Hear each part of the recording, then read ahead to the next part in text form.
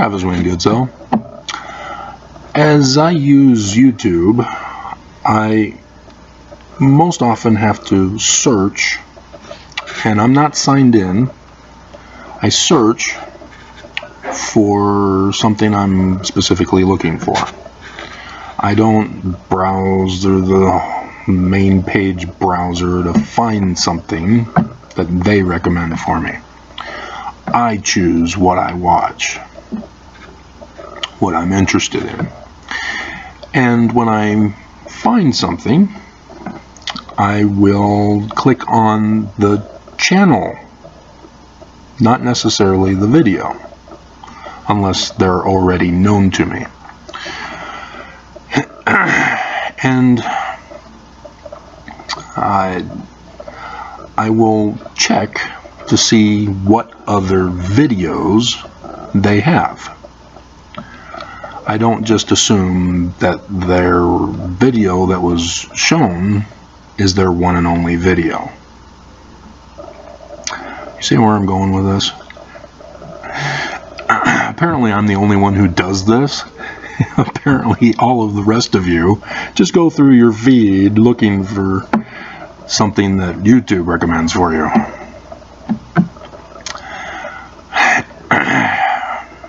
And so, if you'll notice, my thumbnail, no beard. I have other clothes. I have a different background. I have, props to use.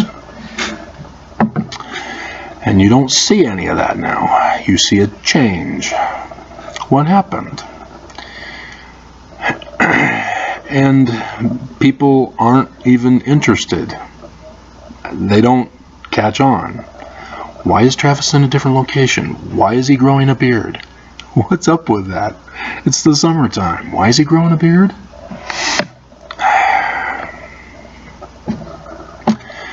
And so there's obviously a lot of information you're missing if you're brand new. And one of the common mistakes is that when people see one video and they are excited about having somebody talk about the subject, they then think, oh, maybe this guy will be interested in knowing about this other person who did a video.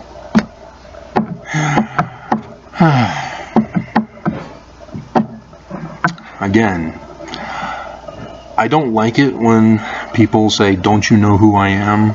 Because in asking the question, they already know the answer. So it's kind of rhetorical. But I could say it, but obviously I already know the answer. I am that well known around the world. But with a certain viral pandemic, I've lost lots of people. And so it's a whole new batch, a whole new breed of viewership now. And so I gotta keep repeating the same old videos, just doing different formats, coming up with different thumbnails. Mormon apologists have to defend the church at all costs. That's what they do. That's why they're doing it. But as I did the video yesterday, it's always best to tell the truth, the whole truth, nothing but the truth, from the beginning all the way through. Mormon apologists in defending the church can't do that. They have to lie. They have to use fallacy. They have to deny science. They have to embrace pseudoscience, claiming it's science. They have to change definitions of words. They have to create new words. They have to tell stories and take people down other paths of debate away from the topic at hand. And in so doing, they compound the problems of the church. For example, John Welsh, the founder of Mormon Apologetics, started off with his discovery of chiasmus in the Book of Mormon. And the Mormon Church embraced him, gave him a position at BYU. He's starting up Mormon Apologetics. And his son even does a video that makes me cry. You never want your children to learn that you're a fraud as a father. Because somebody else, having done the research, found a contemporary book during the early 1800s, The Late War. The Late War is all through the Book of Mormon. There are dozens, more than 2. I've gotten over 3 dozen at last count. I've even added to the count as my discoveries in Jewish mysticism. Those have also been included in the Book of Mormon. That was my contribution. See, again, you don't know who I am.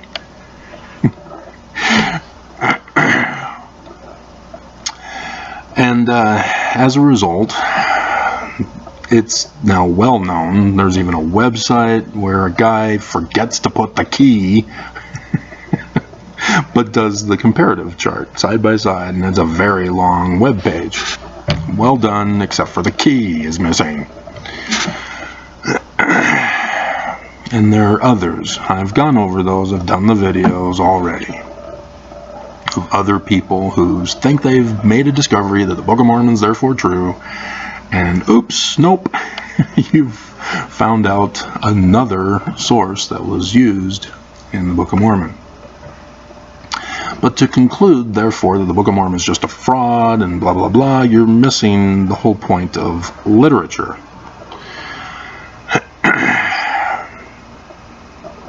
And Mormon apologists don't use proper premises to lead to a sound conclusion. They have to have an unsound conclusion. But the church threw them a curveball that sort of destroyed Mormon apologetics. And Mormon apologetics are still trying to catch up because they're not really going to it as they ought to. I have seen a couple, but they're behind. And that is the Joseph Smith Papers. You see on the home page, the church made sure to put the authoritative source for all things Mormonism from Joseph Smith. Do you have any idea? And this is a rhetorical question because I already know the answer. You don't.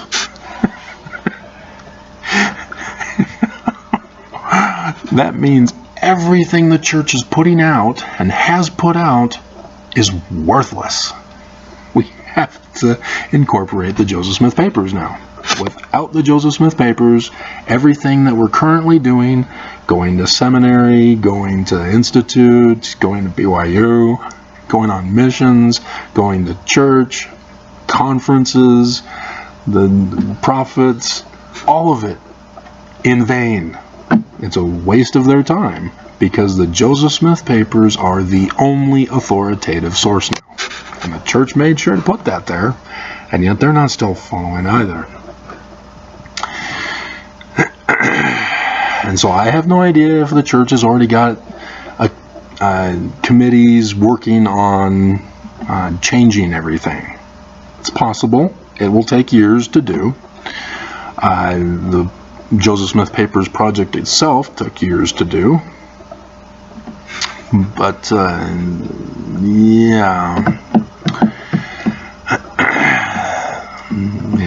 we have to do the checking ourselves because the church, I've already identified, are trying to cover up some of the stuff that's in the Joseph Smith papers. And so, critics,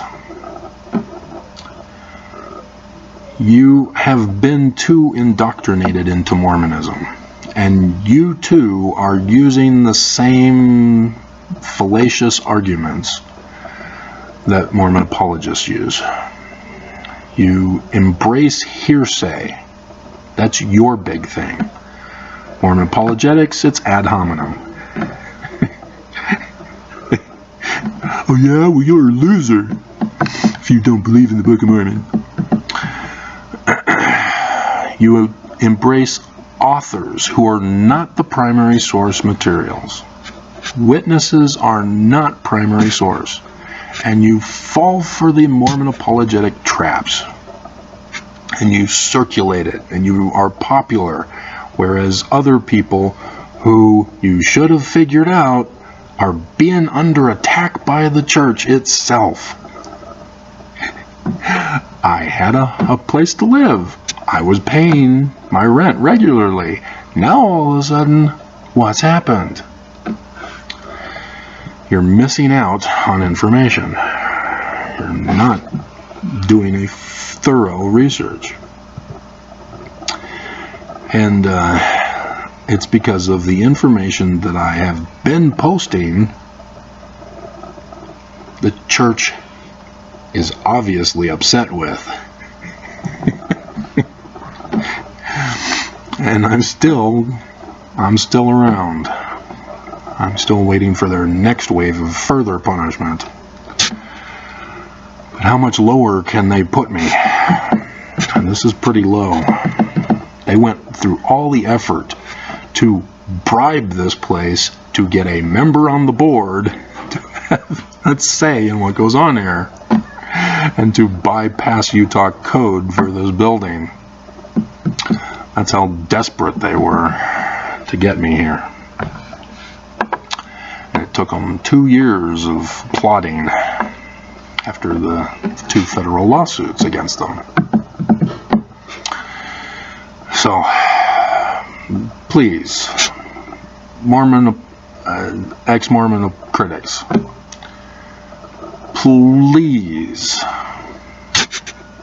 don't fall for the traps of ignorance. White supremacists purposely lie so that they can get other people to spread the lie. That's a tactic that's I've seen since childhood, having Mormon Nazi parents who purposely put me in neighborhoods with others, not Mormon, but others of a alt-right perspective. And so I grew up in that kind of environment, and I saw the abuses that they were doing to everybody, and trying to do to me as well. And so Mormon apologists are exactly like that. And for you as a critic of the church, you left the church because they lied to you. And now you're trusting the church when they confess to having lied to you.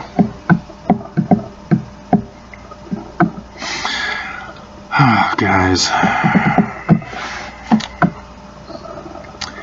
once somebody lies to you, you know you can no longer trust them. So,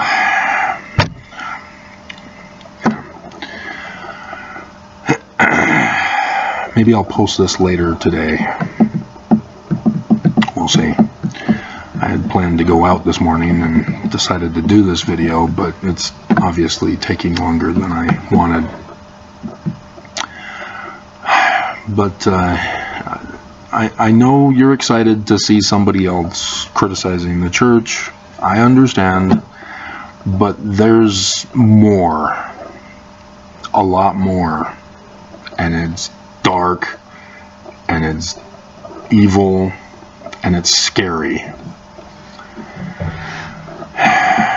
So please, stop with Joseph Smith wrote the Book of Mormon. He had nothing to do with the composition.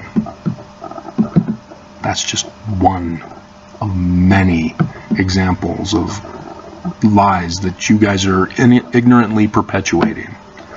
Please stop. Please.